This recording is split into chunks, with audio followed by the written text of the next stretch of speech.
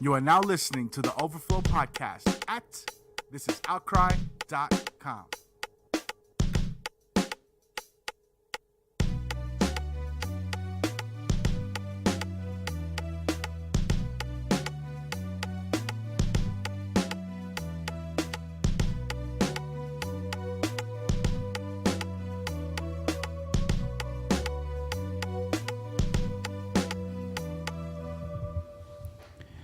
Hello, everybody.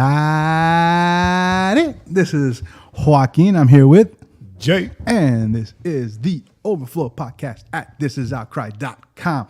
And today, we have a very special guest with us today.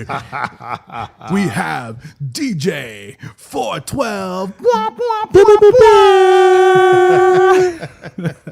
What up, guys? It's DJ 412, and it's a pleasure to be here hanging out with y'all tonight. Oh, man, we are happy that you are here with us today.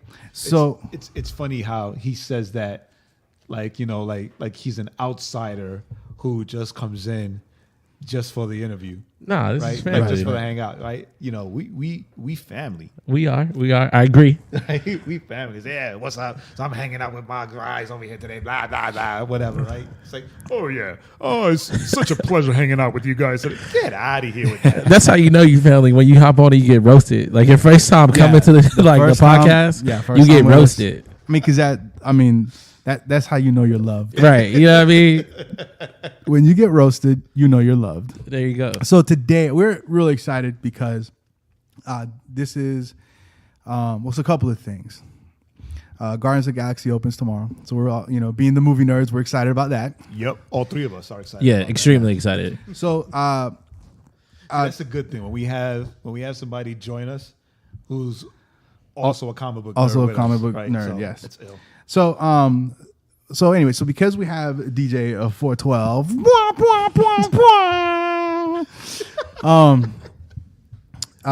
we're gonna that should be done after anyone says my name from now on. We're gonna just walk around with the Joaquin map. That's okay. You know what? Let's make it happen. 99 cents.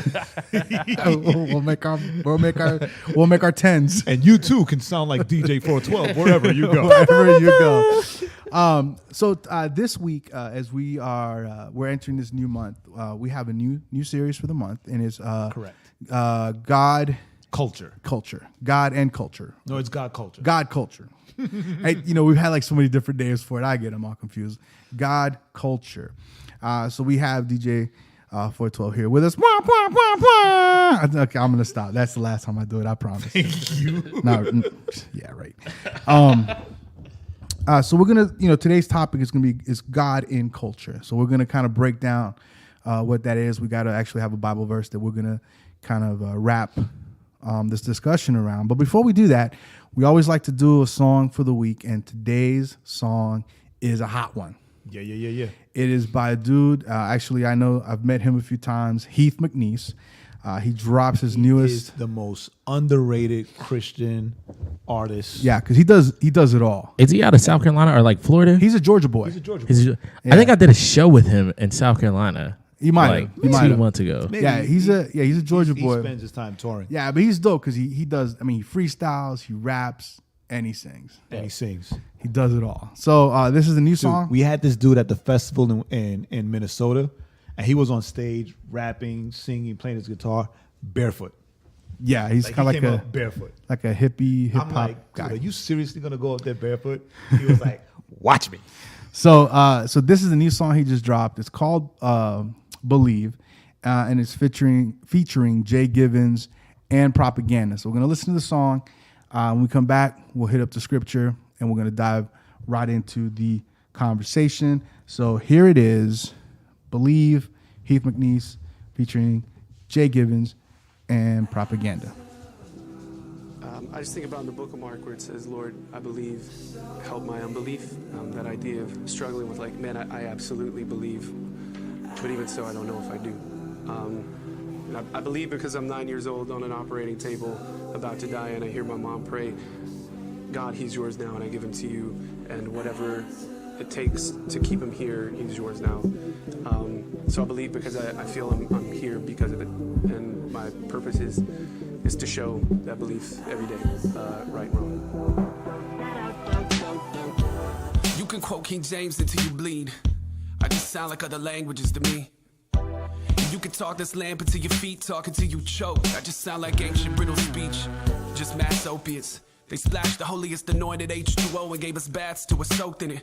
We're baptized and fully immersed. The church was pushy at first, but now its testimonies fully rehearsed. They said doubted Thomas prowled around among us. The substance of the things we hoped for never kept them honest.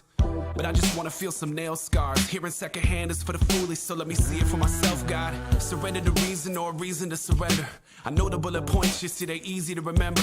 You were born of a virgin, you rose on a third, and you're the only one I love that I ain't never seen in person. As above, then so below. Pierce this darkness in my soul. Don't let me waste away. They say as within, then so without. Thy kingdom come to erase my doubt. You got holes inside your hands that I ain't seen. Help me believe what I can't see. Believe what I can't see. Help me believe what I can't see. Believe what I can't believe what I can't believe what I can't see. Believe what I can't see. Help me believe what I can't see. I believe because the results show that the faith is the substance of things hoped for and the evidence of things not seen. Every time I tried not to believe, God kept talking to me and he kept fixing stuff. So I believe because of what I've seen God do. Basically, I'm facing a complacency of an amazing dream. While the latency of time's metronome sets the tone to 83. 1 year away from the future shooters and lazy teens that ponder and might decay into squandering life away. And the fear that you might convey isn't real, just the flight's delayed. Nevertheless, it seems better to stress or feel depressed at the terminal check when leaving the nest. Be anxious for nothing, but with every request, let patience hover like spaceships above you. Just face it, he loves you with the love that's amazing, like races up to on CBS. Success is now in the past, present, and future tense. Tensely hoping and wishing and missing the wisdom that's given to givens. From him that's risen is the intellect of the father of legions of many sons and daughters. Speaking of dream sequences, deliver me from dead. As above, then so below. Pierce this darkness in my soul. Don't let me waste away. They say as within, then so without. Thy kingdom come to erase my doubt. You got holes inside your hands that I ain't seen. Help me believe what I can't see. Believe what I can't see. Help me believe what I can't see. Believe what I can't believe what I can't believe what I can't see. Believe what I can't see. Help me believe what I can't see. Yeah, I mean, I think I chose to believe, whether it was just the evidence or just the reality that things that you can't touch or see oftentimes are much more real than the things we can touch and see. And an undeniable, consistent love that pursues. Why would I not be drawn to it? Yeah, I'm a simple man. I choose to believe the best in us. Have long since counted the cost, tossed away any bags of stones and brags of any loans of times I'm borrowing. Fighting to the death of me to get death out of me. Looking at the crowd like our soul needs a breather. Want to turn up at a time that I'm sorry I'm neither. I believe God is whispered in windows through the love of our children and loss of kinfolk. Heavy-headed pen stroke quotes from our departed. We can be a picture, a glimpse, a mirror. This is not it, but let's live it to the fullest. Tossing up mantras to clear our consciousness. Looking for reflections and messages of our collective interest in modeling life outside bodies. Just trying to keep my marriage happy. Sip the Van Winkle Pappy. Live in the blessing of already, but not yet. As above, then so below. Pierce this darkness in my soul. Don't let me waste away. They say as within, then so without. Thy kingdom come to erase my doubt. You got holes inside your hands that I ain't seen. Help me believe what I can't see. Believe what I can't see. Help me believe what I can't see. Believe what I can't can't believe what I can't believe what I can't see. Believe what I can't see. Help me believe what I can't see.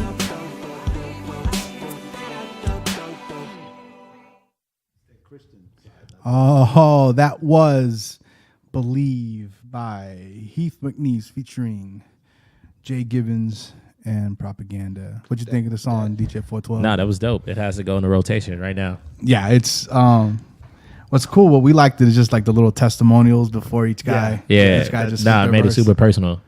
That's like drove the song home, you know. But like, I think he has two of the like Propaganda and Jay Givens, like their talking voice as being like former teachers and educators. It's just like, I want to listen. Please tell me something. And they told me about Jesus, so I'm really excited. Yeah, you can't get mad at that. So this month we're starting our God Culture series where we are going to be talking about God and culture. Well, it's that simple. So yeah, Jay, why don't you break it down a little bit more? Let me break it down just a little bit. Wah, wah, wah. I think whether you're on the podcast or not, you're going to be hearing that a lot from Joaquin. Right. Well, the deal is this, right? It's funny because this is, well, not just because the church is only a month old. Yeah, it's a month old. Legacy's a month old. Legacy's a month old. Yes. It's a month old. Anyway, but and it probably won't be the last time where the sermon series for Legacy is matching the topic series for the podcast. But you know, to have everything transparent as always, like we came up with the calendar of topics for the podcast last year. Right, it was last year. Right at the beginning of the year, yeah, or yeah, the end of last year. The end of last year.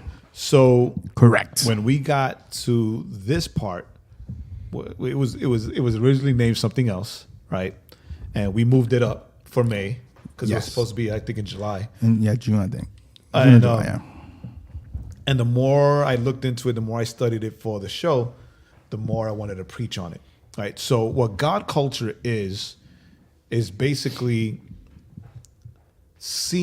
trying to see or realizing how God is either not in the culture or ways that he is in the culture, but mainly how God culture could also be seen. It could also be seen as kingdom culture. It's just that God culture was shorter to write for the hashtag, right? So it gets something like kingdom culture.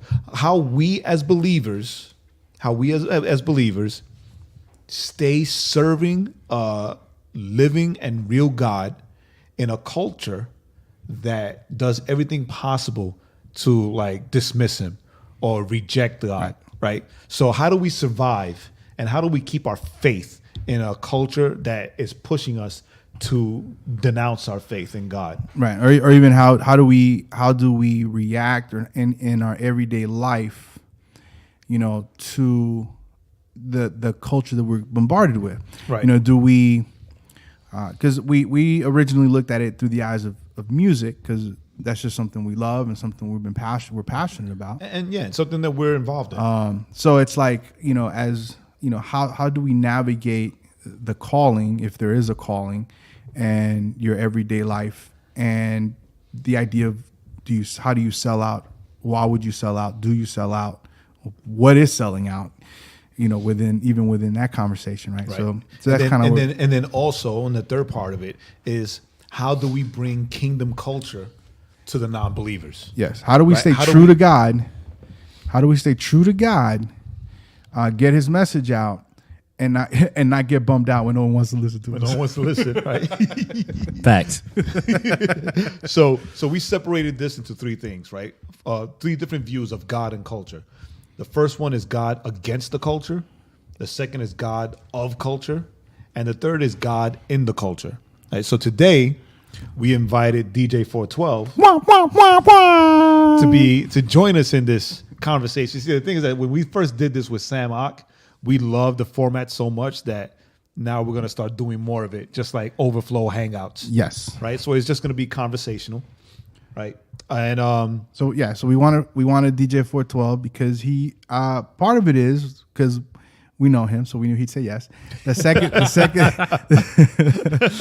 facts Again, yep. The second thing is because he's a guy he tours, so it's not he's not a DJ that you see every few months. He might do some small like event or some little like block party or something, but he's a guy that he's actively in both Christian and non-Christian scenes or events and right. No, we'll say like he just came back, dude. Like you just came back from a super dope, probably one of the hypest shows that I had the pleasure of seeing on Instagram through social media. Right? Man, yo, so that's like life changing and probably will be the top 5 shows for the rest of my life. So before you talk to us about that, okay, why don't you give us like a short introduction of who is DJ 412?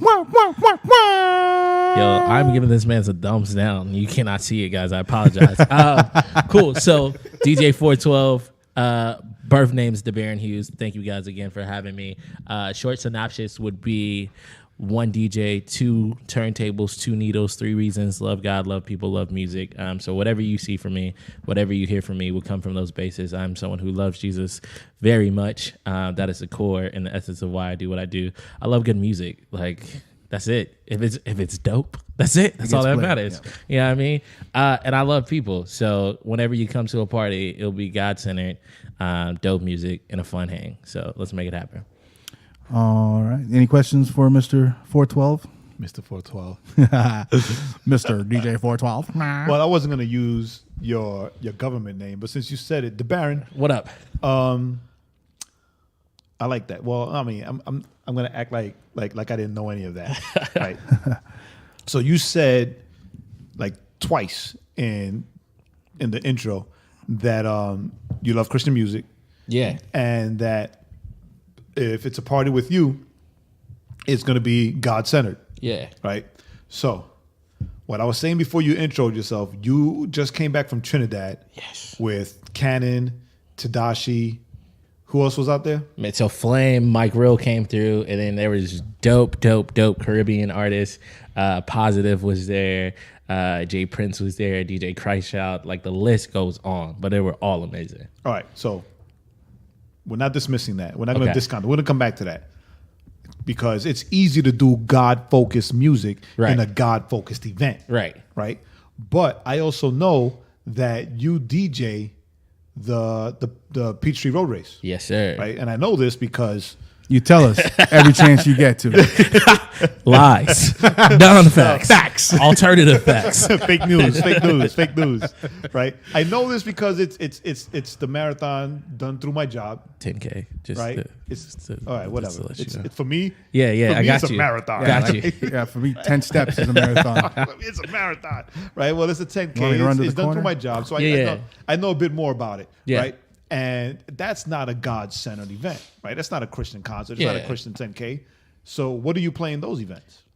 So for me, it's a variety, right? So there's over 260,000 people between the runners, participants, and people just being in Atlanta. So it's one of those things that's like, man, I have to hit every kind of genre to make people happy. So for me, it's one of those things is what can I do that, and all I do where Jesus, like, whether you eat, drink, walk, or sleep or whatever, like, bring glory to him. So it's one of those conversations like, man, how do I do that? So for me, it's one of those things where at the heart of the issue, like, all that I do is in worship, and all that I do, it's to make God's name famous. So where there might be like some top 40 hit or whatever the case might be, and then Christian hip hop or Christian music sprinkled in between. For me, the basis of it is Philippians 4:8. It's like, man, whatever is just, whatever is pure, whatever is holy, whatever is righteous, think of those things. So if I can make someone think of those things and enjoy themselves and have a good time, then it's all right with me. But if it goes outside of that, man, if it's something that is corrupting people's thought or making them think of something that is not just or not pure, I want to stay away from those things. So you would throw on like I call it the ghetto hokey pokey. Electric slide? Is that what you're going for? No, because electric slide is old school. Yeah. It's the shuffle? Like Cupid shuffle? Yeah, the Cupid shuffle. And then after that, you throw on the crazed blessings? Yeah, why not? No, I'm just asking. Yeah, something like that. Yeah. Okay. It works. cool, It works cool. that easy.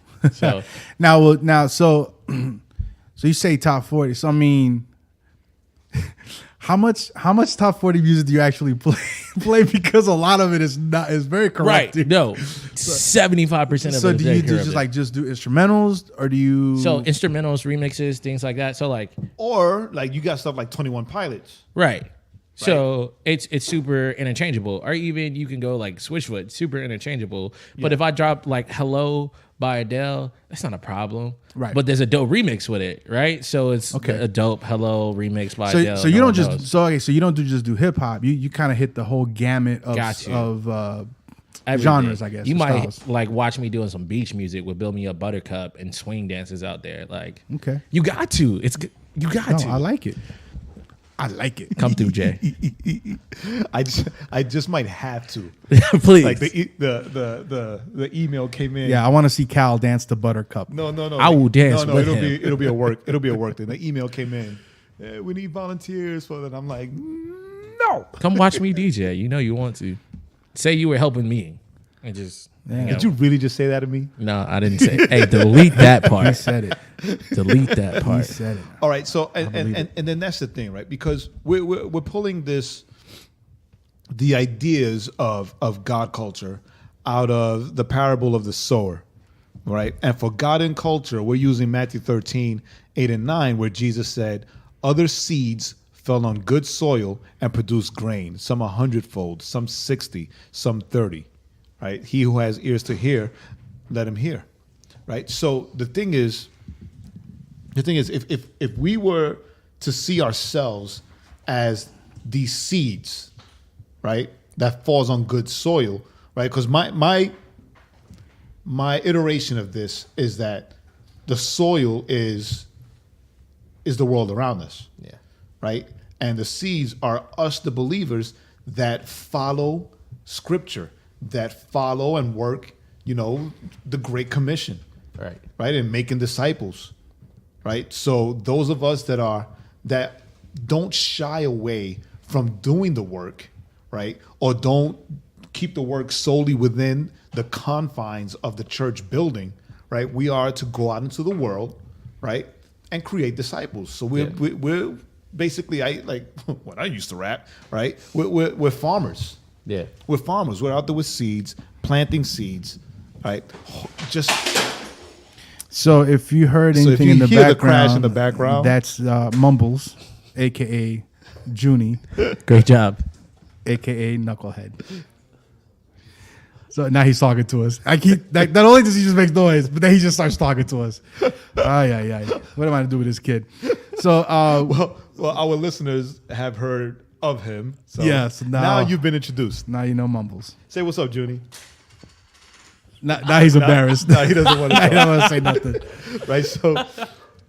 So the deal is this, right? And we wanted you to start off the series because you're that guy. You're that guy that is doing things within, I guess, the Christian scene, right? Let's use that for the lack of a better term. And you're also doing things in the non-Christian scene. Yeah. But do you compromise your faith when you're out there? Nah, you can't. Well, you can. It's very possible. True. Right? You can. I mean, You can. we That can. is I an mean, actual option for some people. We have known it to happen. But for me, you can't. And even so, in earlier conversation, even there's times it's like Instagram posts. It can be like, all right, I can take Jesus out of this Instagram post and just make it very vague. But for me, that's an incomplete story. Like, what is my story without Jesus being at the center of it? What is my story without me giving honor and glory to God? So for even the Trinidad and Tobago post, it's like, man, I can say, yo, great opportunity. Thanks to all the people who brought me out. But it's like, man, at the end of the day, like, Jesus, thank you for these gifts, these opportunities. And Trinidad is easy because it's a Christian event.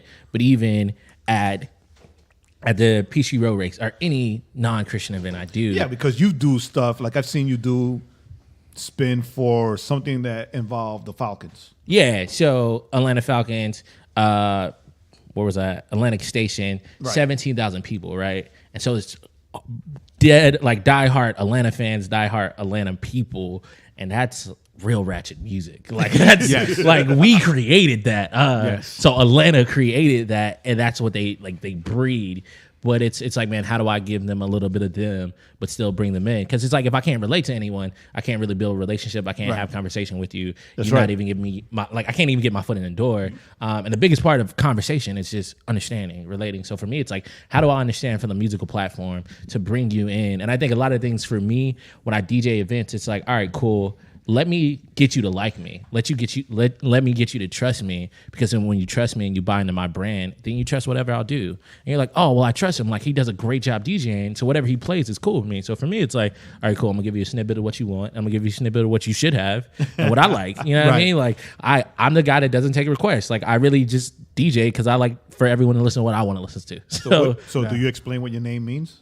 Yeah, if anyone, I know people ask, so what's DJ 412? The craziest thing is, I make so many people mad because they're like, DJ 412, haha, should have been 420. I'm like, well, it's actually a Bible verse. And they just look at me so sideways. They're like, you could have just went with it or something like that. I'm like, well, it says, be an example to all believers in the way you love. They're like, all right, cool, your faith. All right, cool, your action. All right, cool. And then I say purity, and they just give me this weird look. They're like, and all those things. And so for me, it just, purity. You know what I mean? Like, it ruins every conversation. What does that mean? When people are like, oh, why not 420? And I'm like, I'm a Christian and I don't smoke, and this is what it means. Right. And so people just, some people are like, oh, that's cool.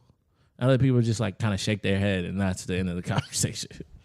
Yeah, I mean, well, that's the reality, right? When you speak with people about Jesus, that's the thing we have to, some people will be, talking about the parable of the seeds, right? Some good soil, some bad soil, some whatever, rocky, shallow whatever soil, you want to call it. Yeah, the rocks.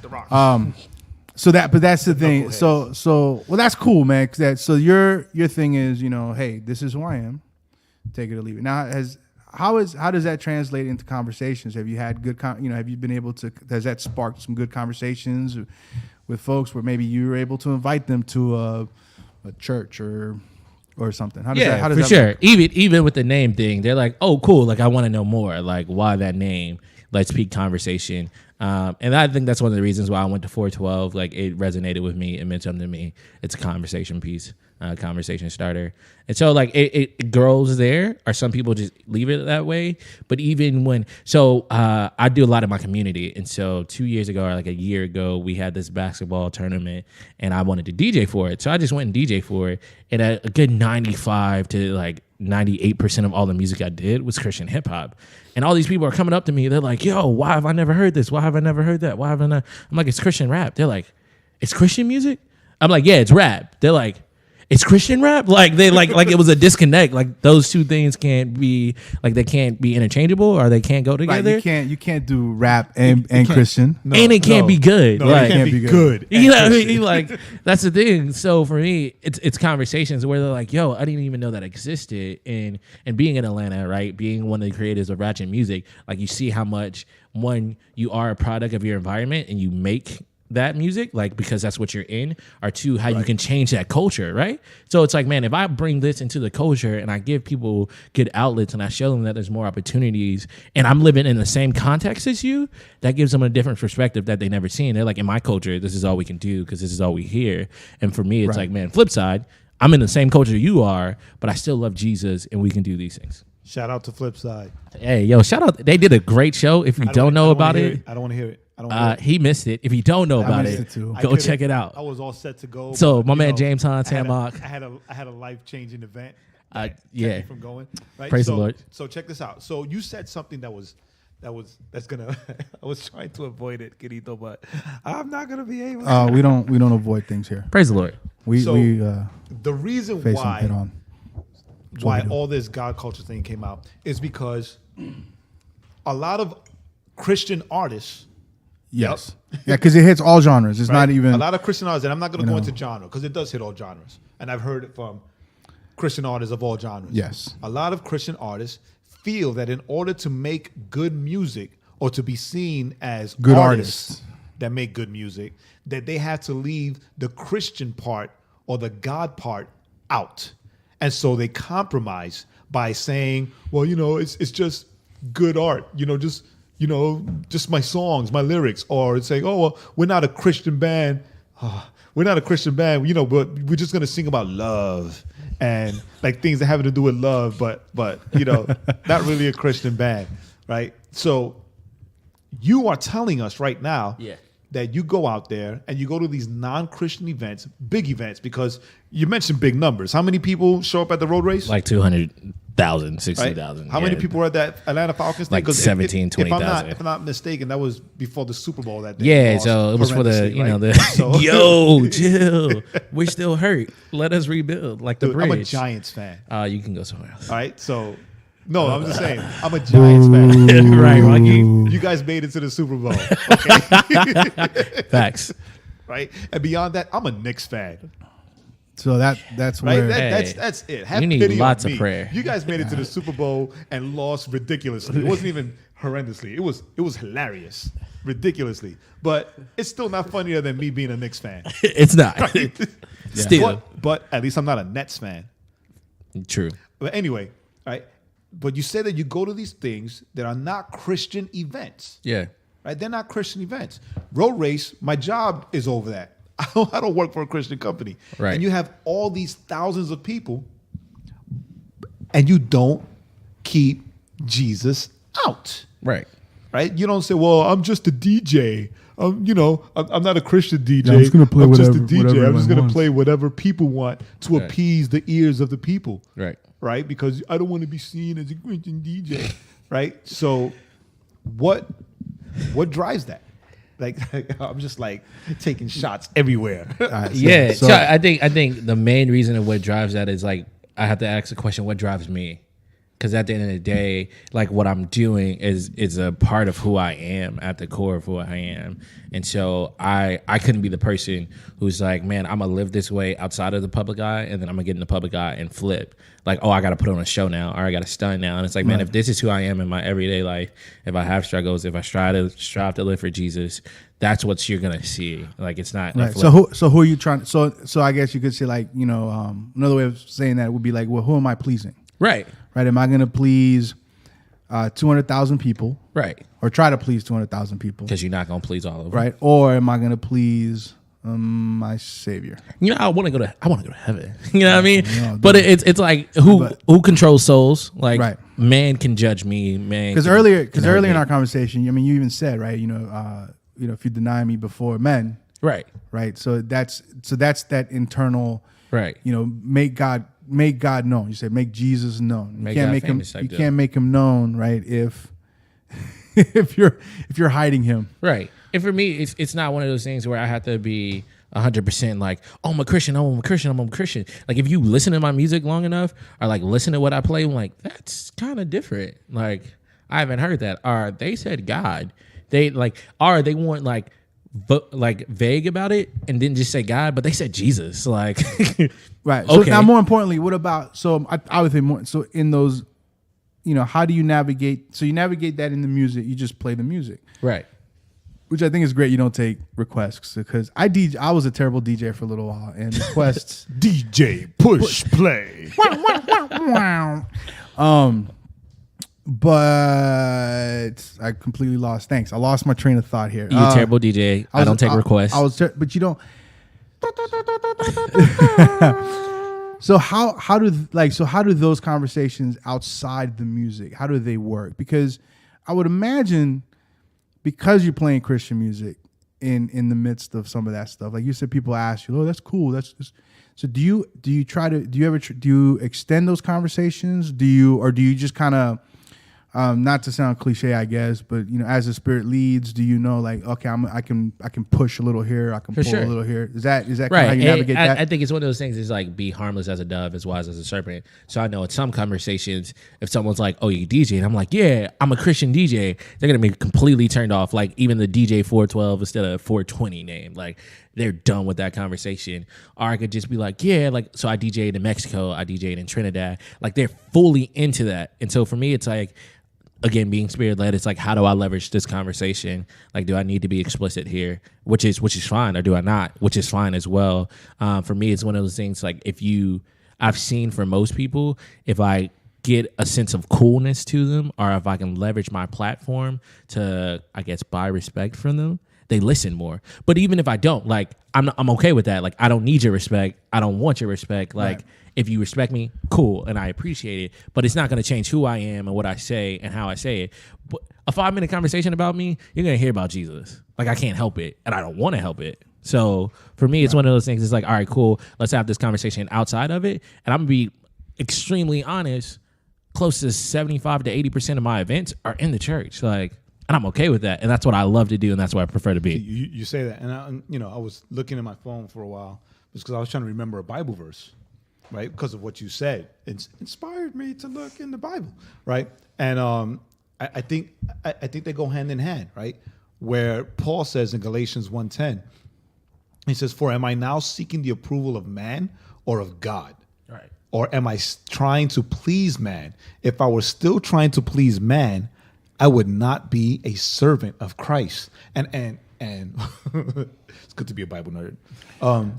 And that's what I hear, right? That's what resonates. Anytime I hear, I just want to be seen as a rapper first.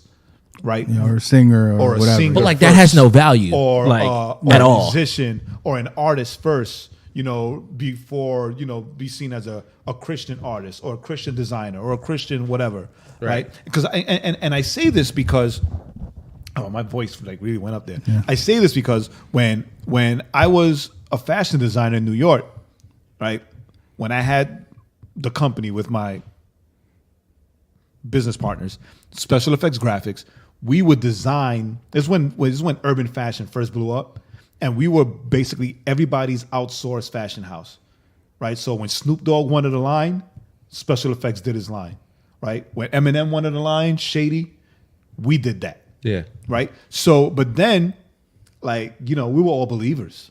Yeah. So then a lot, the Holy Spirit was like working in us. Like, how can we honor you? How can we honor God in our designing? Yeah.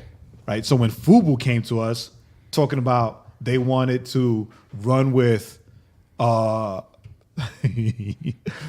wanted to capitalize on their badonkadonk stuff for the spring line, and like to use images of explicit images of women and whatever, right? And they offered us, I think, $80,000, if I can remember. Man, that was like, and we said no. Right.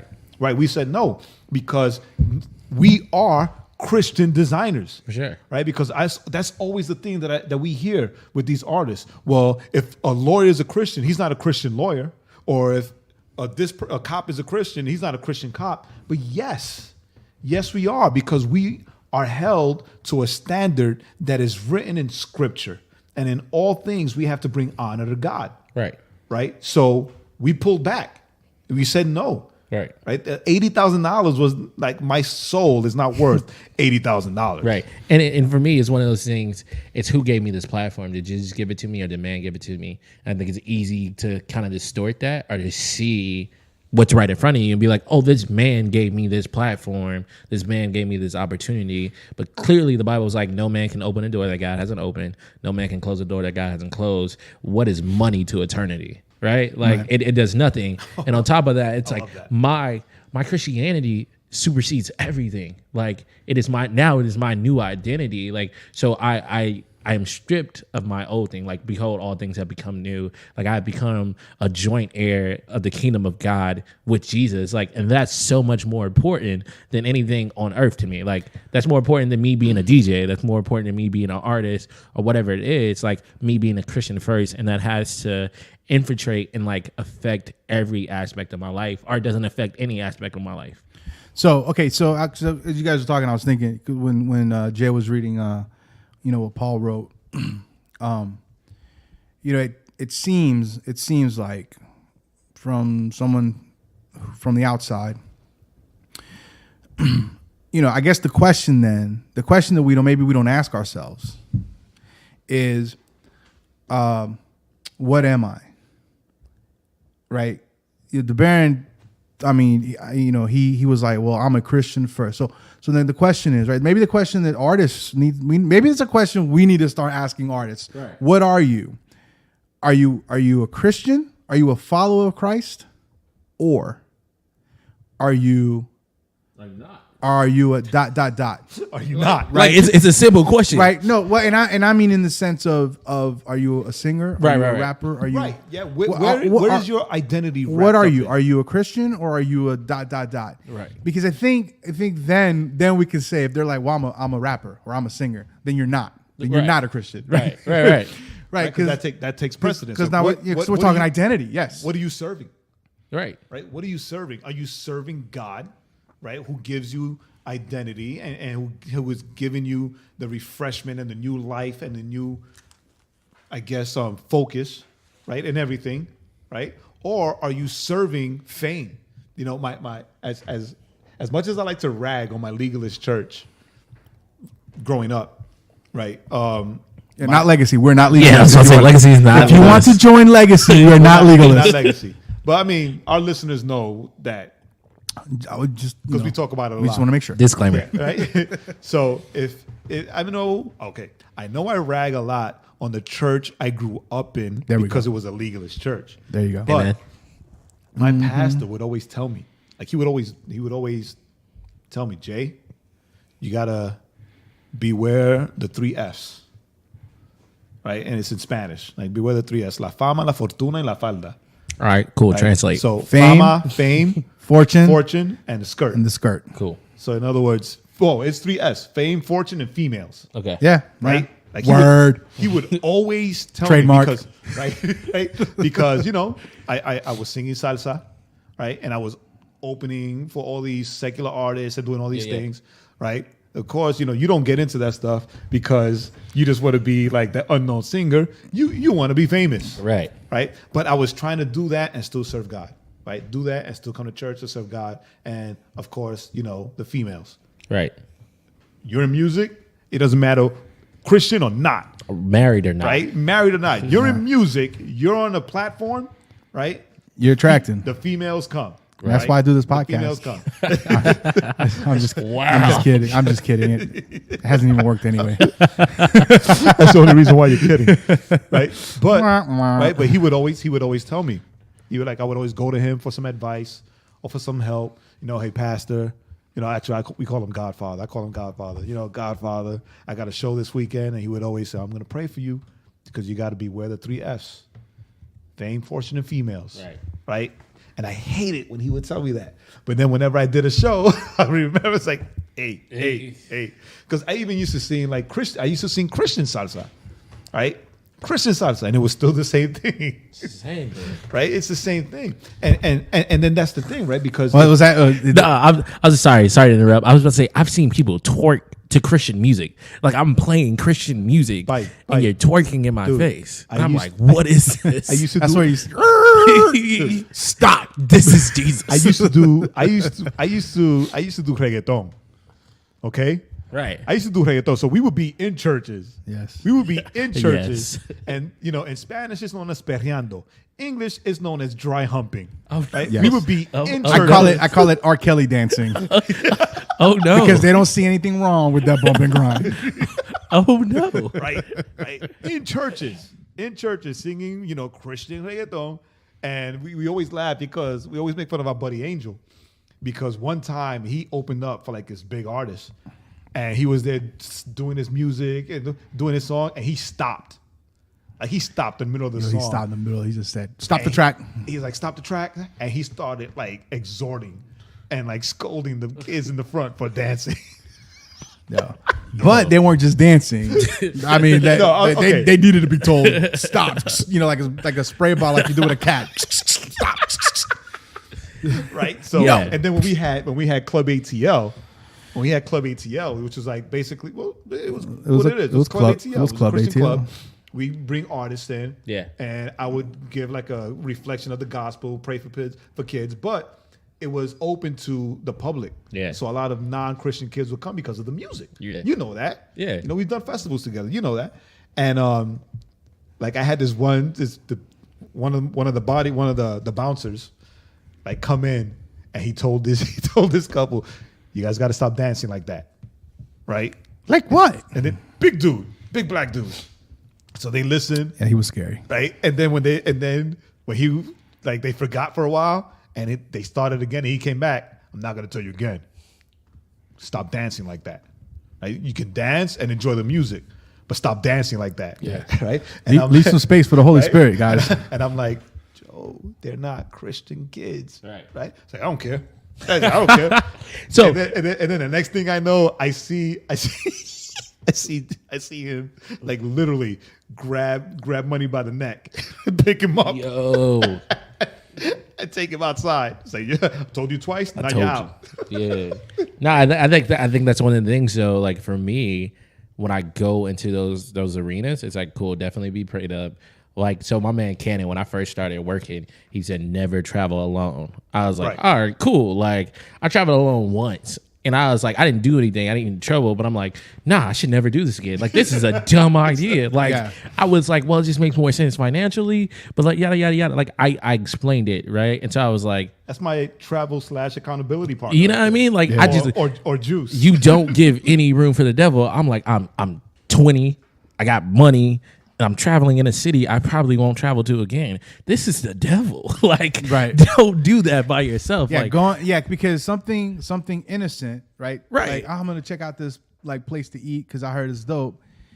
You know, you don't know how something innocent. Usually, that's how it is, right? Something innocent ends up getting you in trouble. Well, so you know, I mean, like for the same reason you do the podcast, right? To get girls. Like, if I just say I'm a DJ, it just works automatically, and I'm like, that's a bad idea. Yeah. Like, oh, you're done. Hey, come hang out with us at such and such a place. We'll do karaoke, and next thing you know, your daddy, some twins out in like Montana. That happens with preachers too. Yo, like, but that's what I'm saying. Like, it would happen to me in New York as a preacher. Hey. Oh, hey, preacher man. I wasn't pastor then, but it was like, hey, Jay, we're gonna go to this diner after church. Come out with us. Only one who could ever move me. And I'm like, hey, food. Right. You know, we always do food. We love to eat. Events, we love to right? eat. We're Puerto we Rican. always right, and then all right. Tell me what diner, and I'll meet you there. And I go. I mean, luckily I was with my brother. I was a Wascar, and I'm driving to the diner. Oh, I think this is it. Right? And when we go, the table is nothing but females. Nah.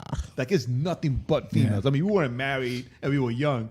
And I'm like, dude, why didn't we bring anybody else from the church to come with us? Nah. But by the time I said it, he already sat down. So you go ahead. Sorry, the question is then, right? The question is, and this is a question for all of us, right? Because if it's God in culture, right?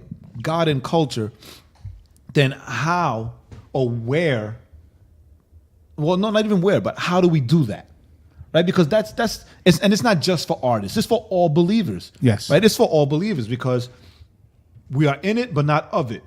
Right? But we're still in it. Right. Right? We're still in it. Right. And we have to, on the day to day, while we're in it, we have to always show Christ. Right. We have to always reflect Christ. Yeah. So how do we do this? Especially you, that you bounce back and forth more than we do. You're traveling a lot. So I kind of just chuckle there because it's like, man, sometimes I'm gonna be honest, I hit him with the Jesus juke. I'm like, yeah, I was just DJing at this church down the street. You ever been? And like the conversation is gone from there. Like it's like, this is a sure way to get out of this situation, or to share Christ, which is both equally good, right? But what's up? But when you do that, do you do that to get out of an awkward situation, or do you do that to reflect Jesus? Right. To bring them in, because that's it. Or it's a little bit of both. Right. Yeah, that's what I just said. Like, so it's a way to do it. Right? Yeah, it's a way to do both. Like, either the conversation is done and I just needed to get away from it, or they're like, yo, I do go to that church, and I'm like, great, cool. Or like, I have heard of it. And I'm like, they're doing great things, like, and I can exalt them. And so like, even the first time I traveled alone, I'm like, well, I'm not getting paid enough. Like, it doesn't make sense financially. And after that time, I was like, I don't care what I'm getting paid. I'm bringing someone with me. Like spending money to make sure someone can come with me. Like, Like, already said that I'll be traveling pastor. I'll be your real You know pastor. what I mean? So for me, it's like that money is irrelevant to me staying pure. He's worldwide now. He's international, so you got to get your passport. I need to get my passport together. Step your game up, G. Come on. Listen, I'll be your armor bearer. Or your turntable bearer. I'll carry the turntables. Get swole real quick. So for me, it's like, man, that money, quote unquote, that sacrifice that I'm losing, it's so much like, it's worth it for me to keep my purity. It's worth it for me to be true to my name, like to be an example. Yeah, so just things like that. It's like, all right, so I'm a bring culture into this situation to even when people are like, yo, why are they here? They're not even traveling with you. Or even sometimes like I go with I have unsafe friends that come with me because just another person keeps me accountable. But still too, it's like, man, they get to see how I do business. Like they get to see as a believer how I do business. Even they're like, yo, why are you bringing me? I'm like, so I don't do anything wrong. And they're like, oh, for like what would be wrong? And I'm like, this would be wrong. So it's like, man, I get to share the gospel on mission. They get to see how I live. Staying at a hotel, you know what I mean? That I didn't book at all with the person that I didn't come with. Yeah, would be wrong. That would be terribly wrong. You know what I mean? Yes. So for me, it's one of those things. It's like it intersects every conversation and intersects every relationship at the core of it. Because it's like, man, the main reason I'm doing this is so that I can, one, stay above reproach and honor God, but two, that you as a non-believer can see what is the quote unquote, hopefully the model or the goal of a believer, that I would go to great extents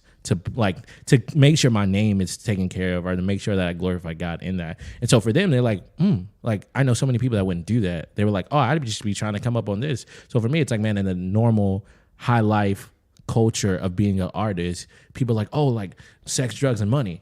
Like you can get all those things. Like, why aren't you doing that? It's like, because that's not important to me. What's important to me is me like living in a way that I honor God. And you are a part of that. And not only are you a part of that as someone who travels with me, but then they get to see it. Like, and I get to model it in front of them. So how important is, because this is one thing, part of the conversation that me and Jay have. One of the things we notice, and I'm sure you can really speak on this, and having traveled with Christian artists, is it seems like a lot of Christian artists are not rooted in a home church or in a place where.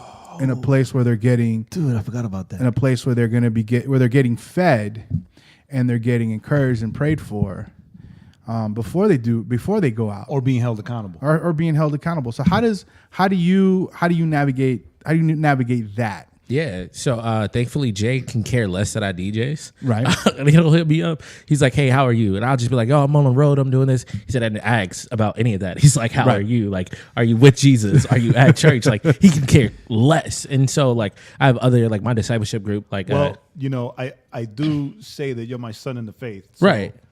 You got to be true to that. Yeah, you darn straight up. Like, so I got homies, a guy named Will, Jess, and Ryan. They're part of my discipleship group. And it's one of those things, like, I let them know before I travel. So while I'm out, they're praying for me. They're asking me what I'm doing, where I'm at, like, keeping me accountable in that situation. But even still, the guys I travel with are really good dudes that really love the Lord. Like, I think I've been blessed to do that. All of them? So I'm gonna say the guys I do specifically, right? So, like, even traveling with Tripoli, like, this dude loves the Lord. He'll miss out on money to make sure he's back at home. Like, our latest flight to get back home was like 6 a.m. because he had to be at church with his body. Like, and I super appreciate that. Like, that instills something in me. It's like, man, this is important. Like, being plugged into my local church is important. Or even like taking care or like stewarding our relationships with our wives, our significant other. Like, I was out with Cannon and Daraj. We were going for like a day or so, and they're like, man, I miss my wife. They're like, yeah, man, me too. So like, they're promoting good conversation about biblical and healthy relationship. And for me, it's like, oh, like, cool. Like, this is not mirrored on the other side of secular industry. Yeah, but Cannon is married to a Boricua. Yeah, that's all. He better be saying he misses her, even if she ain't there. Cannon is married to a Boricua. Yeah, that's all I'm gonna say about that. So like for the most part, if you do listen to this, what's up, prima? For the most part, it's one of the things where like I've been taught. Like, most of the things I know how, like, I've learned from Cannon, I've learned from R. Swift, I've learned from the people who kind of helped me in starting my career, of like, they mirrored it. Like, they mirrored what it should look like of how to travel well. So I've been lucky, I would say, to not go out on the road with people who are like, oh, I can care less about my Christianity when I'm out here. Yeah. So, and even like some other artists I know, like it's in their contracts that they have to be at church with their families at least 2 Sundays a month. And that means a lot. And it's showing me, it's like, man, they're quote unquote losing money, or they're sacrificing money for what's most important, which is God and being with your family and things like that. So, yeah.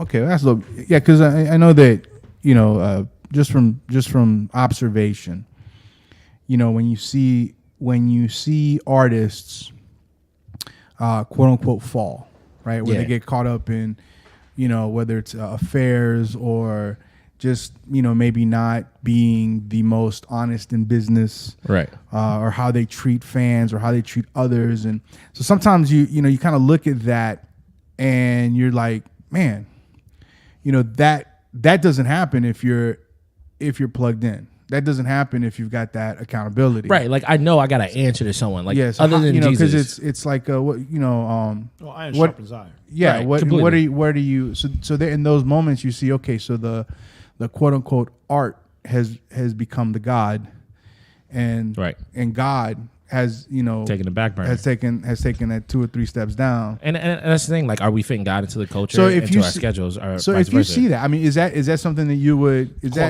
call out if you is that something you would address? I said that not knowing if that's where you were going. Yeah, no, I was going to say address. Is that something that maybe you would, if you saw if you saw a brother, all right, would that be something that you would say? I'll say this. I'll say it like this. Jay will, right? I'll say it for like sure. this. He's right? just no, that type only of because person. I have the confidence in saying this, and I know that it won't be misconstrued Right. or misunderstood, right? But if you saw Cannon, right, slipping on his integrity, not with his wife, because I know that'll never happen, right? Like, no, it's not just because she's Boricua and she'll cut him, but it's because like I've seen them together, right. I've seen them together, and like I love it.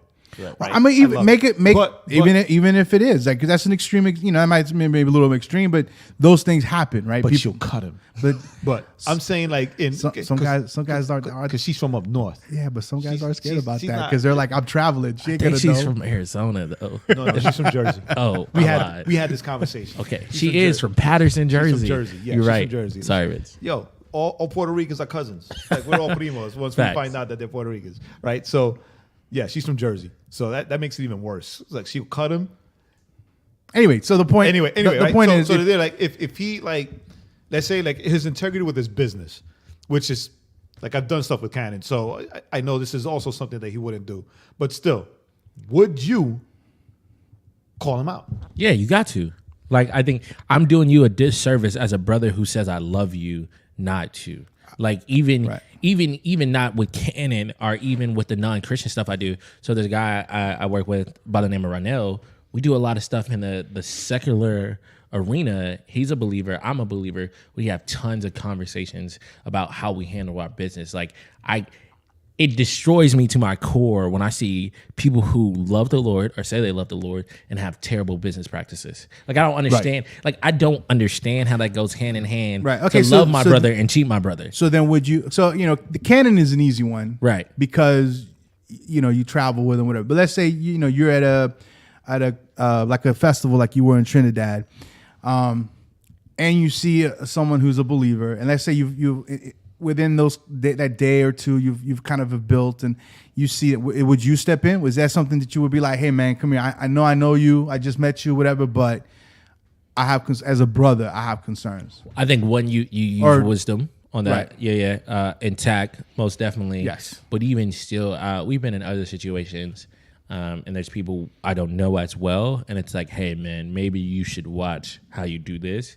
because of the perception, or even. So another case, I had a homie, he had something on his phone screen. Someone took offense to it. We talk in later conversation. We're like, man, we should go above and beyond to make sure that doesn't happen so people aren't offended. It might not offend us, but it might offend them and what they believe, and we don't want to do that. Like, it's not We don't want to become what the word describes as stones of stumbling. Right. Like, it's not worth it for me to do something in my liberty that would cause other people to sin. Right. Like, I don't. Right. Because, you know, and I asked that because, you know, one of the biggest things that people always throw out when it comes to, you know, so many questions something that someone does, it's always like, well, you know, don't judge me. You can't judge me. Okay. And I'm like, well, you know, the question is, well, first of all, I mean, you can get all into it. Well, if you're a believer, biblically, I can't judge. I can judge you. I can't judge the non-believer, but I can judge you as somebody I know. I can hold you to a standard. Yeah, or as somebody I know once said, hey, I'm just inspecting the fruits. You know what I mean? Like using the biblical premise that God has given me, I can judge a tree by the fruit it bears. So I'm curious because sometimes it seems like stuff happens. You see people behave certain ways, and it's like, is there no one in their life? Is there no one? You know, even veterans in the industry that are strong in the faith that'll be like, look, so brother, man. But I'll say this: there are some people that because are there not? It's a question, right? Yeah, it is a question. But I know firsthand, and I'm pretty sure the Baron can concur this, that there are some artists who feel that because they've got a certain platform or a certain following or fame that they're above reproach. Yeah, there's no approachability in that. Well, and then on top of that, people are so afraid about what a cosign can do, whether good or bad, that they can like kind of blacklist you out of something. And it's like, man, I'm not worried about you, quote unquote, blacklisting me. Okay. If you need to be corrected. And for me, even for me, it's super easy to miss church for a month. Like my church understands it, like, hey, man, you haven't had any shows this month. All your shows are on a Sunday. You should probably work to pay your bills. That's a good idea, right? Right. But on top of that, there's extra relationship, there's extra connection during the week to make sure I'm where I need to be. So for me, it's like I know how easy it is to miss church, to miss discipleship group. I would call you out on that. Right, like easily. But for me, two things. It's like just as easy as for me to be like, okay, cool, I do need to eat. I do need to like take these shows on a Sunday. I can just as easily be like, hey, God, use wisdom, right? Hey, God, I would prefer to be with you, to be with my church family, to be fed, than to necessarily make this money. Because this money isn't going to take care of me like I needed to take care of me, as you will. Like, you're the provider. That's your job, right? So it's using wisdom in that sense. And then the other thing, I know, so there's people, one, who don't have any accountability on purpose. They're in so many places, they're in so many things, so no one can really say anything about them. And they're going to be like, oh, well, like, I got people back home helping me with that. You don't. You know you don't. Are they like, oh, well, I got people on the road helping me with that. You don't. You know you don't. So then those are the guys that, as you notice, they're the ones that end up falling into that completely, sin, right? Like they run from accountability, or they might get like one or two people that don't, but they don't tell them anything. Right, they're yes men. Right, completely. Like, nah, you're good, bro. They're like, oh Holler man, at that girl. It doesn't matter. Like, are they like, oh man, you failed. Like, God just do better forgives. next time. You know what I mean? Right. Yeah, like God will forgive you. God forgives. Just ask for forgiveness. God will forgive you. So all you got to do is say, "I'm sorry." So like being on the road so often, it's real quickly to be like, I don't really need accountability, or like I can tell them what they want to hear. But Jay will get in my business, like literally be like, I don't care. Don't tell me what you think I want to hear. If you're doing bad, tell me you're doing bad so we can help you.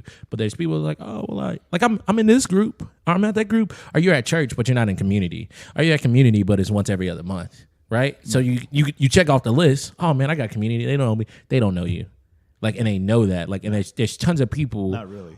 there's tons of people who move that way where they have no real accountability, like at all, and they're okay with that. And then when you tell them like, man, you should get some accountability, they're like, man, you don't know my life. Like, I'm doing this, I'm doing that. I'm like, okay, exactly. You know what I mean? So would it be fair to say?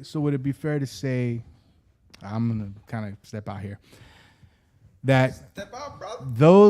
Those that you see, those that are in accountability, would you say that those tend to be the guys that are a bit more on mission, or a bit more, I'm a Christian, and and I sing, and I'm a Christian and I do this.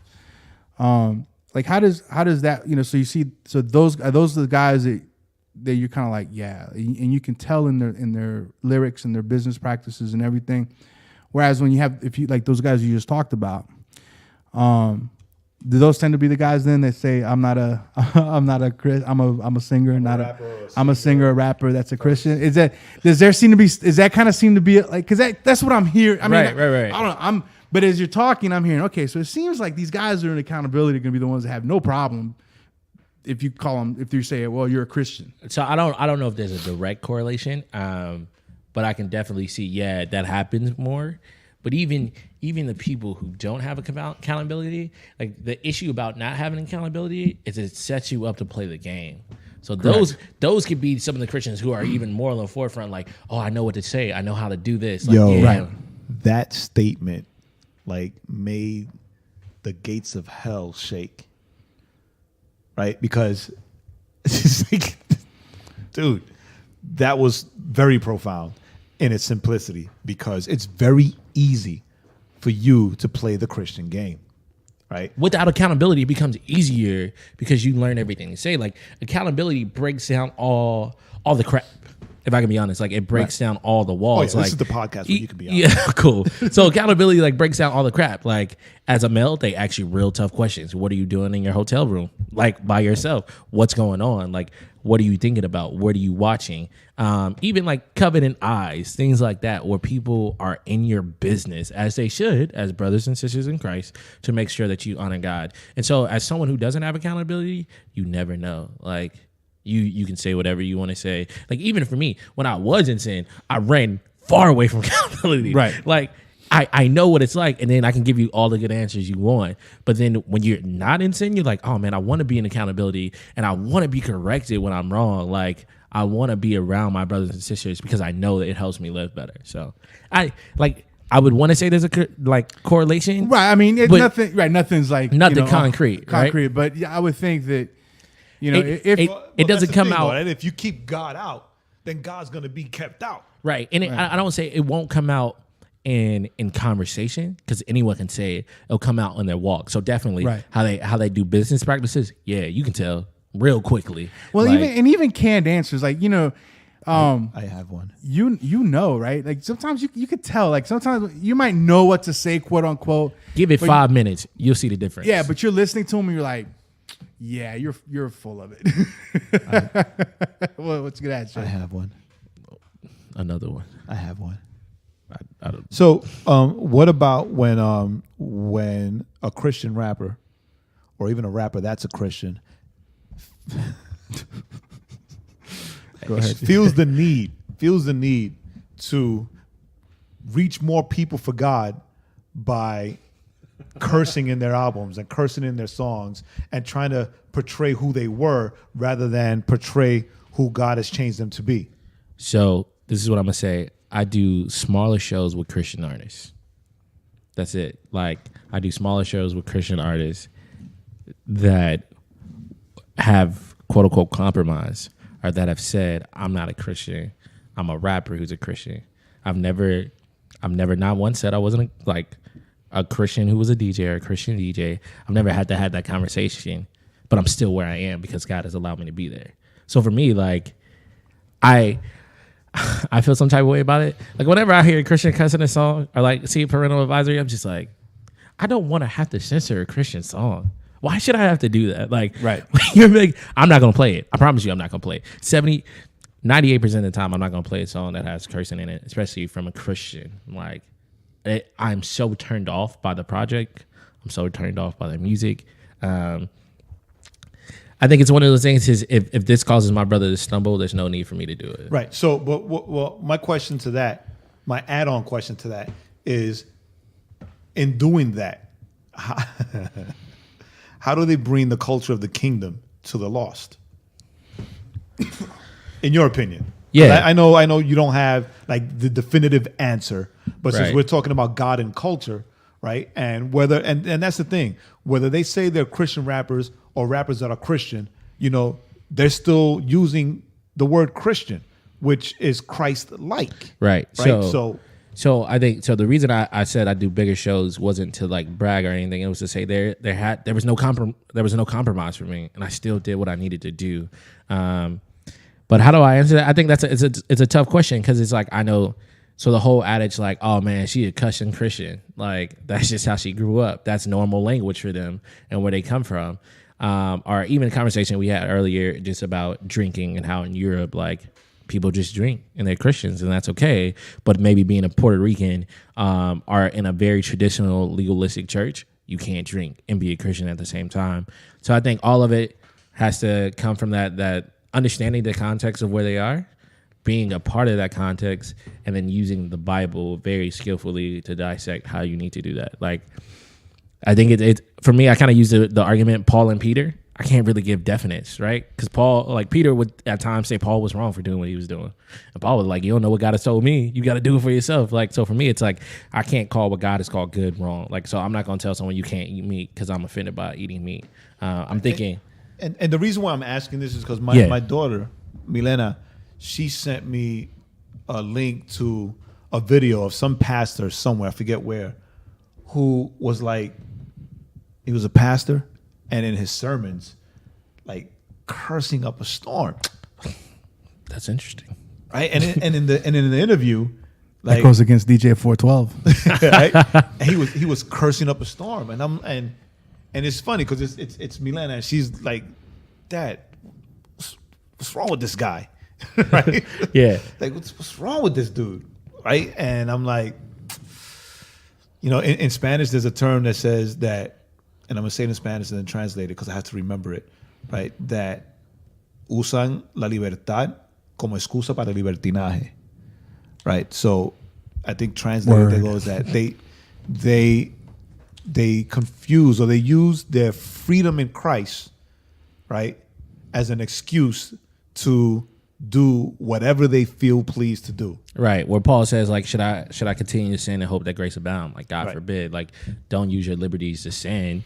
Exactly. Like, so, you know what I mean? Like, I think there's some people who are very excessive with it. They're like, oh, I got freedom to do this. Or like what Joaquin said earlier is like, oh, you can't judge me. Like, you can't stop me from doing this. God has given me liberties from it. This is my walk. You know what I mean? Like, God understands. Right. So, but at what point does it go from, I understand this is part of your walk because it's new, to where you're like, look, dude, you say you've been a Christian for 15 years and you're still doing the same thing that you did when you first got saved. Right. And I think so I've had conversations with it with the homies, and so the homie, no big deal, super great dude. He's to the point where he's like, yo, if you do anything that will cause people to be offended that they would not see Jesus well, or they would be turned off from Jesus, you should stop doing it. Like, it's your liberty that important that people wouldn't come to know Jesus. And I think that's the issue. People are so caught up on self and so caught up on like, yo, this is my liberty. I should be able to enjoy what I need to enjoy, that people aren't coming to the gospel because they're afraid from, like, if eating meat offends my brother, then I won't eat meat. Like, Paul goes to the extent to say, if something I do that isn't wrong offends you enough to keep you from the gospel, I will sacrifice to myself. I will die to myself, be more like Jesus, that people would come to know Jesus. Yeah, so their liberty has become their sin. Right. Like, and their liberty has become their downfall. They're like, man, like with the conversation of the cursing, that's been something that, listen, that was talked about when I was listening to Christian hip hop way back in the day. That will always be talked about. But it was, it kind of had it had like a new life a few months, about a year or so ago. Because of Andy Mineo. Because, Andy Mineo, I think he was asked or he brought it up. But the point was that it was brought up and it was mentioned. And I found it interesting that you're right. Because it's like the mentality is, well, I can say it, and if you're offended, it's your fault. It's on you. Yeah. But then they want to turn around and say, well, we just want to let people know that God loves them. Well, how are you letting anybody know that God loves them if you've already started with offense? Right. and so the same way, right? If I want to get in the crowd, I at least got to get in the door. Like, if I'm not getting in the door with a relationship with someone, like if me cursing is stopping people from actually hearing me, then I've done something wrong. Right. Or if you cursing is actually stopping people from knowing Christ. Right. Because when it comes down to it, right, everything that we do as believers is to glorify God and to bring people to know Christ. Right. Right. And it's not just the cursing, it's the anything. Right. Right. It's the anything. Anything that you do that is seen as offensive, or even that strikes a non-believer as like, whoa, right? We should reconsider. You should question it. Right? We should reconsider. We should stop, because first and foremost, we must give God glory with everything that we do, say, see, whatever, right? And I say, I say that because, like, there are a lot of different things, right? There are a lot of different things, and and again, my legalist upbringing taught me that it was called, or it used to be considered, Christian etiquette. Yeah. Right? Christian etiquette. As a legalist, facial hair was not a good thing. Right? Beyond the mustache, it was not a good thing. And I remember being in with my grandmother. My grandmother was a pastor. And like she would always tell me, "Hey, you got to shave that beard." And I had like a chin goatee, just the chin. Yeah, you have to shave that beard. You got to shave that beard. You're gonna go preach at the church. You got to shave that beard. You're a Christian. You got to shave the beard. So then one day she wanted me to preach at the church. I've told you this, and I left the beard on purpose because I did not want to preach. Right. I didn't want to preach. And when I got home in Puerto Rico, I got home late, super late. Like church already started, and she was waiting for me. I said, "But mommy, I don't want to shave my beard." It's like, it's okay. The people in church, they've already lived life. They already gone through things. They already know things. Like by that time, it was like a geriatric church. Right. She's like, they're not gonna mind. If there were young people, I would have told you to shave. But it's everybody's old already. They're not gonna mind. They don't. Which is hilarious because it should be backwards, right? You think it'd be backwards, right? If they're young, don't shave, but Right. if they're old, shave. No, because for her, if they were young, Set the example. then it sets the example, right? And they gotta learn, right? If they're old, they're not gonna care because my grandfather was in the first row and I'm trying to preach and he's heckling me. Yeah, I'm not. And threatening to hit me with his cane. Yeah, I'm not shaving my beard. I look like a Cabbage Patch Kid. I would say garbage pail kid, but that's just me. Nah, like I get it. And I think even the extreme to that is when you see Paul, he takes Timothy like being of age, maybe like a teenager, to be circumcised, like so that Definitely a teenager, right? So that other people wouldn't be offended in his preaching of the gospel. I'm like, I don't know if me, you know what I mean? That's a nope. That's a whole other. I'm like, maybe they don't need to hear the gospel. You know what I mean? I think I'm straight, but you can find somebody else. You know what I mean? God called you to preach to the Gentiles. I'll sweep the temple. So for me, it's one of those things like God has different callings for different people, right? Some people are those like Timothy that go to those extremes to do that, and there's some people who I guess stay in the trenches and do what is culturally norm to that. All right, but are you ready for this though? All right, so this is the last one, then we're gonna need to wrap up. No, we don't. We're hanging out. We were back. This is back us when we were with Sam Ock, remember? Yes. But we're hanging out. But this is the thing, right? This is the thing. All right. There needs to be a distinction between the believer and the unbeliever that brings the believer to the knowledge of who Jesus is. Yeah. Right? Jesus never betrayed himself to reach anybody. Right. Never. Right. Even though he was amongst them, even though he went to their homes whenever they invited him, like Zacchaeus, right? He never betrayed who he was or being about his father's business, right, to reach anyone. So why do we feel, right, that we need to betray Jesus in order to reach people? Because that is not God in the culture. That is the culture becoming more important and being over God. Yeah, and I think like to kind of culminate all of it is because we think we add something to the gospel when we don't. Like we're not important to it. Like it's important to us. Right. Like the gospel has no need for us to be known. Like even the birds and the trees and the rocks will cry out if we don't. So I think our whole identity and our whole idea, it's like, all right, we got to spice up the gospel to make it look cool, to make it look redeemable to this culture, or to make it look hip to this culture that they will accept it. When you see God, he said, like, bump your culture. Like I'm not worried about your culture. Like, because I'm not only am I not worried about your culture, but I come to bring a new culture, like, and that's the kingdom culture. So is like, that so? Would it be fair to say that that's where you see where you have artists that kind of shift their lyrical content, because they're not trying to. No, it's just his reaction. Sorry, no. I so. Right, and I'm not listening. I mean that's been happening for years. So there's not any specific group on all facets. In all facets. So but there's artists that you are like, you're like, man, these guys preach the gospel in their lyrics all the time, and they've always preached the gospel in their lyrics all the time. Facts. Whether they become whether they had the spike of popularity, but even then, and then when they came down from being popular, they still kept the same. So It's about love. So it could be love to God, love to your wife get over or that husband, offense, bro. Love So I think of like a clear example of some people who are like mainstream, right? So I think Lecrae has grown, and in his growth personally, you see it in his music, right? So when he's learning, I guess, more about like the Rebel season, like you heard about what he was like learning about. Rebel was completely against, like, we are fighting the culture, Right. And Anomaly was like, maybe we need to save the culture a little bit. Like, how do we like navigate between both of those? And then there's other people like Shaolin. Like Shaolin has just been Jesus. Like, and not to say like Cray is wrong or anyone is wrong, but like Shaolin is just that's it. Like lamp mode in itself. You know what I mean? Lamp mode in itself, Jason and all of them. It's like, cool. Grab your Bible. Grab like you were saying, like those are the biblical whatever the Bible dictionary concordance. You know what I mean? Like bump your degrees. You about to learn biblical theology. Get your Matthew Henry commentary. Exactly. Like that's what you need to learn it. And so where I think both of those are good, right? Where I think Peter was called to the church, and that's what he needed to do. Like Shaolin has probably been called to the church, and I think some people have been called to the culture, and some people have called to go take the gospel, go take the kingdom by storm. Where even me, it's like, man, I am in the church and I love being in the church, but I know my mission is for more than just the church.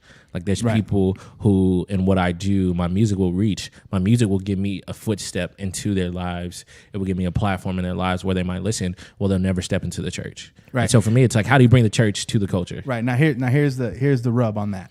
All right. Here's dun, here's the rub on that. I agree. Okay. So we're gonna start with the premise that I am not in disagreement with you. All right. However, right. A lot of people say that, I'm just trying to reach the culture. Paul, he went to the Gentiles. He went out to the culture. But Paul, and people always like to use Mars Hill, right, where he approached them and he says, "Oh, you got all these gods and these poets, and they said this, whatever." But I'm gonna tell you about the unknown God. Right. And it seems like a lot of times people that say they use it so wrong. That say, well, I'm being like Paul. I'm engaging the culture. Mars Hill, that's where I'm at. Right. It's like, yeah, but here's a problem. Read your Bible. You never talk about the unknown God. Facts. You never bring up Jesus. Right. So you're like, I'm reaching the culture. Where's Jesus in that? Right. So see that, and that's I think where me and Jay get bothered a lot. Jesus is in the song about love that it's a little innocuous. Come up with another one, dude. But no, you know how many Jay is just stuck on that. Stop being offended. You know how many times I've heard different artists say that to me? Nah, I get it. I think it's because God is love, so it's just about love. It's one of those things, right, where I'm a huge fan of Paul, where even when he instructed anyone, he was like, run from this, run from this, run from this, but run to this, right? He always gave them things to run to. And God was always at the end of whatever he was talking about. Right. Like God was at the end of that speech. Right. Like, well, people are like, hey, don't do drugs, don't shoot people, don't do crimes, don't be a bad person. Cool. And that's the end of the story. Like there's another part to that. It's like, cool. Put away your sinful nature, but at the same time run to Jesus. And there's so many people just like, yeah, if we just let them put away their sinful nature, well, then put on more sinful nature. Like if you don't give them anything to run to, and I think that's the issue. And so that's the how do you? So then thinking of it in that way, how do you how have you either you've done it or have you seen any other artists where they've navigated the I'm talking to you about XYZ. Yeah. But the answer is God. See what I did there? Yeah, nah. Because it seems like a lot of artists, especially artists that call themselves Christians, will say, well, I'm gonna say like XYZ, and then they just kind of leave it hanging there. And that's it. Yeah. So how would you and then they say things like, well, if you can't see that I'm talking about God or Jesus, then there's something wrong with you. Right. That you're not paying attention to the song. Yeah, I think it's super plain. Like even I guess to the extent where they were like, "Yo, Jesus, they say you're the King of the Jews." He's like, "I am who they say I am." Like putting it point blank, like, yo, it's Jesus. Like, not sugarcoating it, not walking around the subject, but just, yo, it's Jesus. And I think it's in personal relationships, it's in building connections, it's in doing songs with other artists, but keeping your values. Like, it's allowing artists to do songs with you, but giving them parameters of what they can talk and rap about, and letting them know, hey, this won't fly on my song. Like, you can do it on your song, but when I hop on the track, I'm gonna talk about Jesus. Like, point blank. Who did that? Who did what? That. What he just said. I What's said his name? a couple of things. No. You could say that on your song, but you're not gonna say this on mine. What's his name? He did that with Lupe. And that song he did with Lupe Fiasco. D1 maybe? D1, yeah. Okay. Yeah, where Lupe, like, he knew that he was a Christian artist and all that, but he tried to challenge him. He dropped a couple curses on his rhyme on that song they did together. Right. Like, yeah, he did it to Lupe said he purposely did it to see if D1 was going to confront him on it. Right. Right, because he's done songs with other people who say they're Christians, and he'll go and he'll curse and they won't say anything. They'll thank him for the verse. Right. Because it's Lupe. And then, Right. yeah, right. And It's a then, Lupe verse. And then that D1 came and said, hey, we have to take that again because I'm not going to compromise my faith or my song because of who you are, and you want to curse on my song. Right. Yeah. So then Lupe went, gave him the respect, and re-recorded his verse without the curse words. Yeah, and I think like another misconception is people think it's supposed to happen overnight. It's not gonna happen overnight. Yes. Like Right.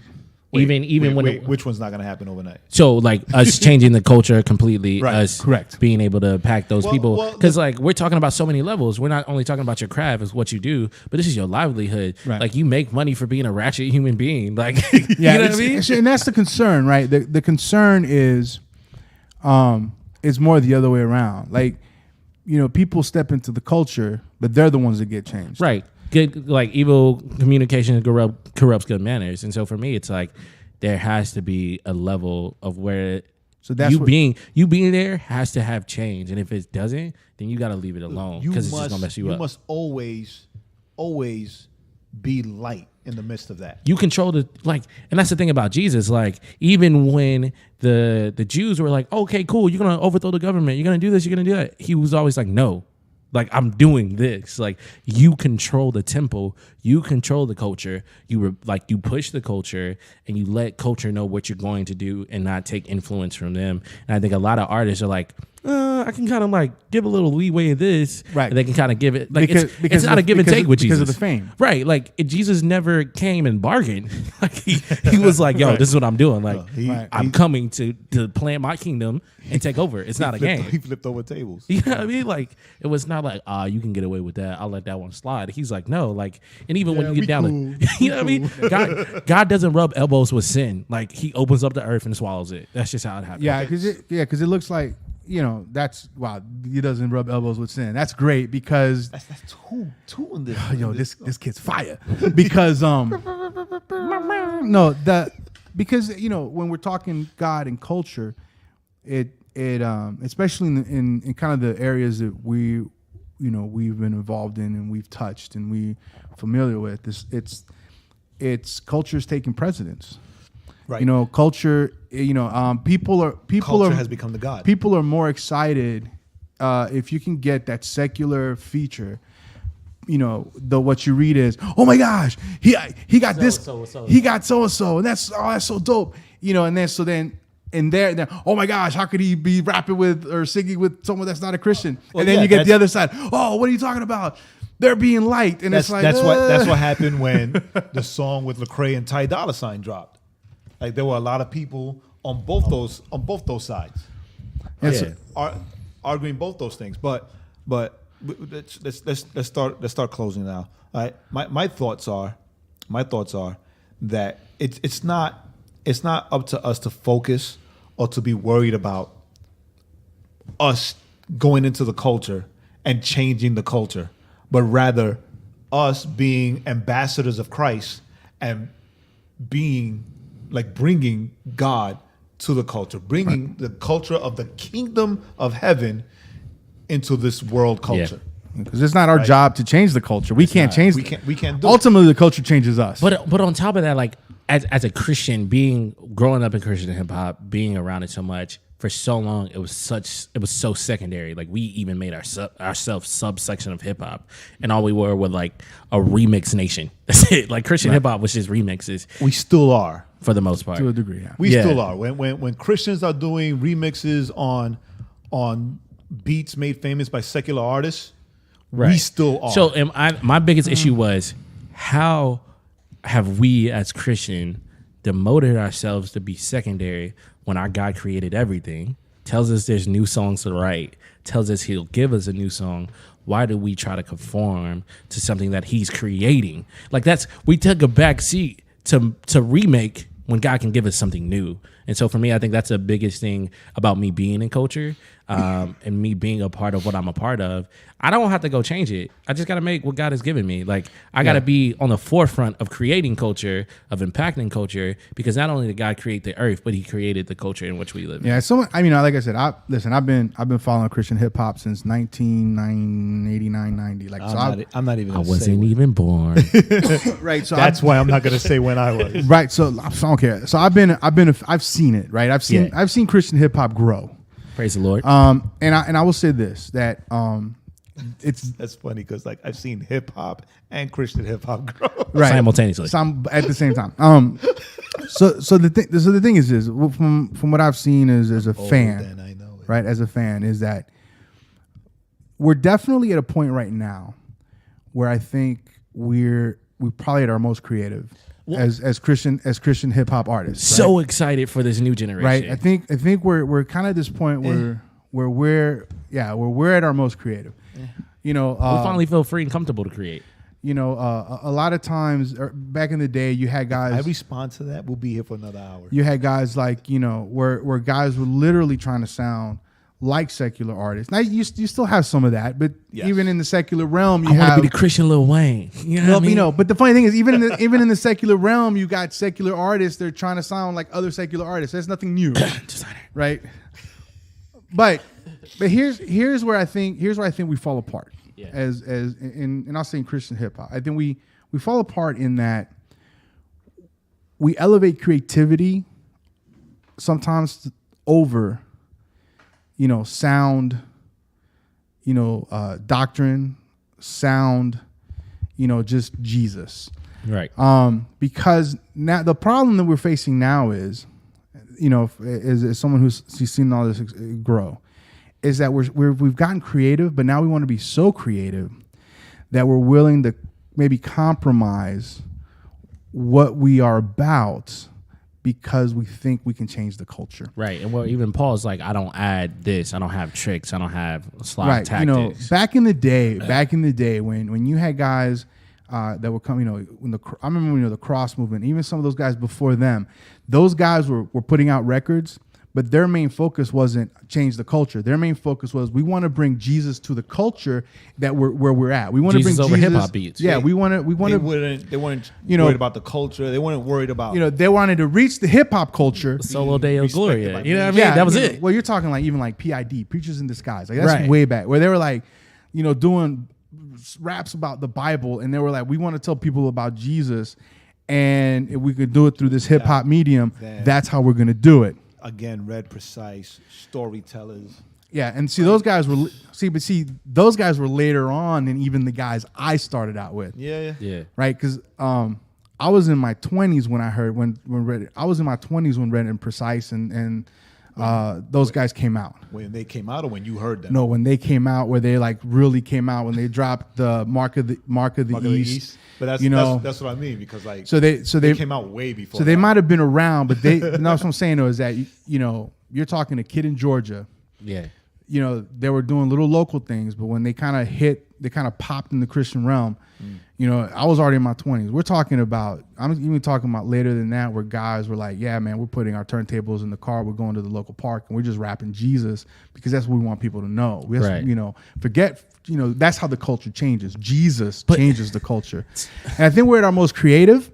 However, I think the problem we're facing is that we want to change the culture.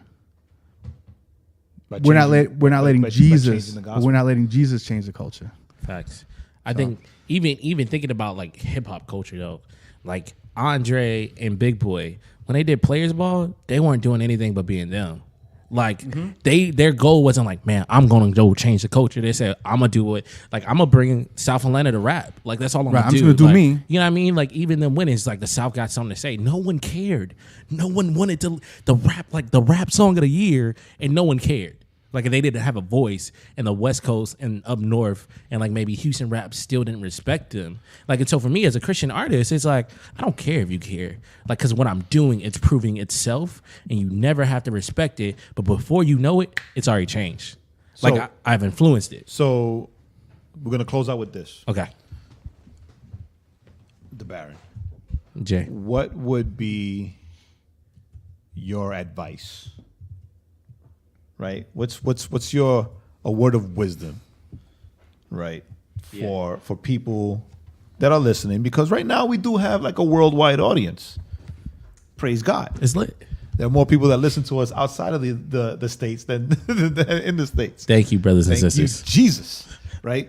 And Carl Lentz listens to us.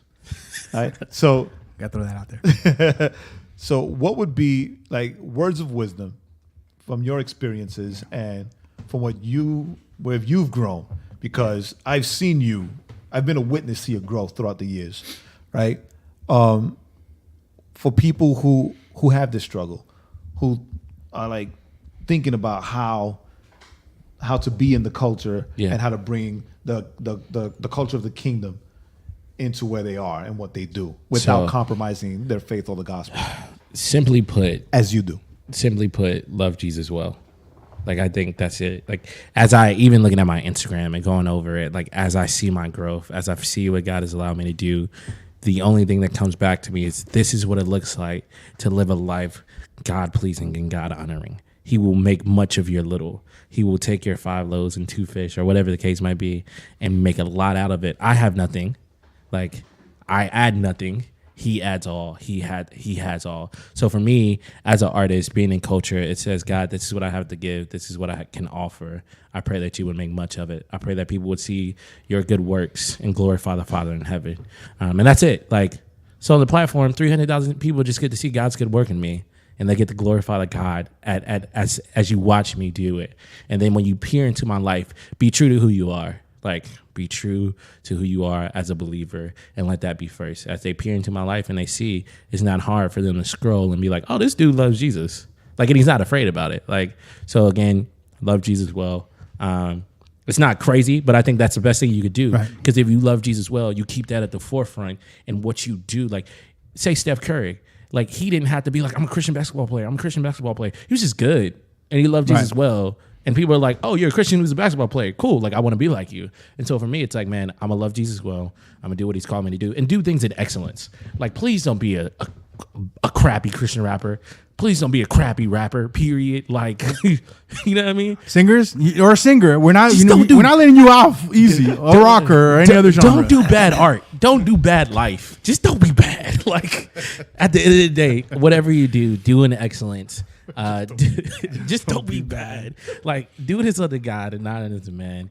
And that way, whether it's one person or 1,000 people, you do what you do well enough, you will change culture. Like, you will impact culture. You will be a mogul at what you do, and you will change lives. Just do it well. So. Awesome. So, love Jesus well. It's a great way. And I would asterisk. Don't be that. bad. Yeah, love Jesus well. Don't be crappy. And I'll add as an asterisk. Make sure, listeners, all of you out there that are listening, whether you're an artist or whether you're like me and Jay, just a couple of schmoes. Or you walk down the street. Make sure. Make sure. I think because the Baron really stresses. Make sure you have accountability. Make sure you're plugged into a local church. Make sure that you have people around you that will love you and that will challenge you, because that's ultimately, and that will teach you, right? Because ultimately, that's how you ultimately end up loving Jesus well. So, all right. So, hey. Well, DJ 412. Thanks again so much to the Overflow Podcast for having me out. Grace and peace to you guys. Yeah, thanks for joining us. Hey, go watch Guardians of the Galaxy. And tell us what you think about it. We will, and let us know. Listen, as I always say, leave us a comment. Tell us you love us. Tell us you hate us. Tell us you're indifferent to us. We don't care. We just want to hear from you. So we had DJ 412. We've got Pastor Jae, and my name is Joaquin. And thank you for joining us. And we will see you next week.